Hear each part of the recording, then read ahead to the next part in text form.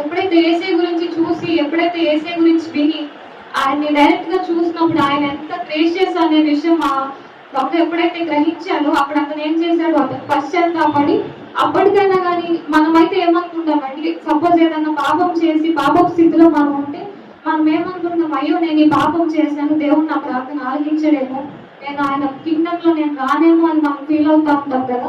కానీ ఆ దొంగ మాత్రం లాస్ట్ హోప్ను కూడా కోల్పోకుండా ఆల్మోస్ట్ అతనికి మరణం వచ్చేసింది, అతను శిక్షా విధిలోనే ఉన్నాడు.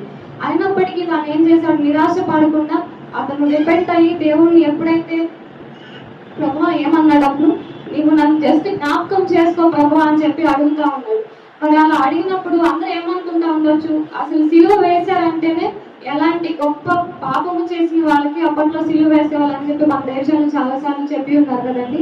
మరి అందరూ అయితే వీడు ఇంత పాపం చేశాడా, వీడికి అసలు ఇంకా వీడికి రక్షణ అనేది ఉండదేమో అని చెప్పి అందరూ అనుకుంటుండొచ్చు. మనం కూడా మనం చేసిన తప్పుల వల్ల అందరూ మనల్ని చూస్తూ ఉండొచ్చు, మన వాల్యూ మన ప్రయారిటీ దాని వల్ల ఇవ్వచ్చు. కానీ ఏసే ఏం చూశారు, లేదు నేను జ్ఞాపకం చేసుకో, నువ్వు సిలువై పడ్డావని ఎవరైనా ఏసే అన్నారు అతన్ని, అనకుండా నేను నిన్ను జ్ఞాపకం చేసుకుంటాను అన్నారు. అంటే he did not look at his sins or mistakes, but he just looked upon his faith.